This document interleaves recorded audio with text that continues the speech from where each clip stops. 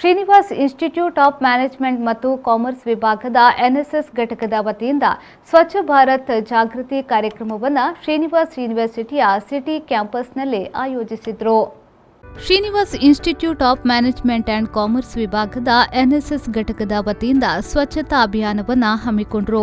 College ಆವರಣದಲ್ಲಿ ಕಸ, ತ್ಯಾಜ್ಯ, ಪೇಪರ್, ಚಾಕೊಲೇಟ್ ಕವರ್, ಪ್ಲಾಸ್ಟಿಕ್ ವಸ್ತುಗಳು ಇತ್ಯಾದಿ ಅನಗತ್ಯ ವಸ್ತುಗಳನ್ನು ಹೆಕ್ಕಿ ಸ್ವಚ್ಛಗೊಳಿಸಿದ್ರು. ಸ್ವಚ್ಛ ಭಾರತ್ ಅಭಿಯಾನ ಎಂಬ ಧ್ಯೇಯವಾಕ್ಯದೊಂದಿಗೆ ಕಾರ್ಯಕ್ರಮವನ್ನು ಆಯೋಜಿಸಲಾಗಿತ್ತು. ಸ್ವಚ್ಛ ಪರಿಸರದ ಅರಿವು ಮೂಡಿಸುವುದು ಈ ಕಾರ್ಯಕ್ರಮದ ಮುಖ್ಯ ಉದ್ದೇಶವಾಗಿದ್ದು, ಸುಮಾರು 80 ವಿದ್ಯಾರ್ಥಿಗಳು ಸ್ವಚ್ಛತಾ ಕಾರ್ಯಕ್ರಮದಲ್ಲಿ ಪಾಲ್ಗೊಂಡಿದ್ರು. ಈ ಸಂದರ್ಭದಲ್ಲಿ Srinivas institute of management and ಕಾಮರ್ಸ್ನ ಡೀನ್ ಪ್ರೊಫೆಸರ್ ಕೀರ್ತನಾ ರಾಜ್ ಅವರು ವಿದ್ಯಾರ್ಥಿಗಳಿಗೆ ಮಾರ್ಗದರ್ಶನ ನೀಡಿದ್ರು.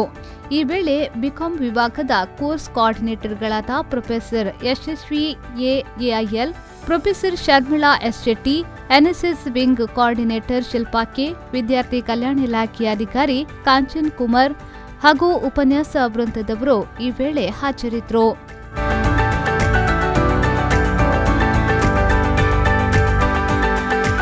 ಬ್ಯೂರೋ ರಿಪೋರ್ಟ್ ವಿ4 ನ್ಯೂಸ್, ಮಂಗಳೂರು.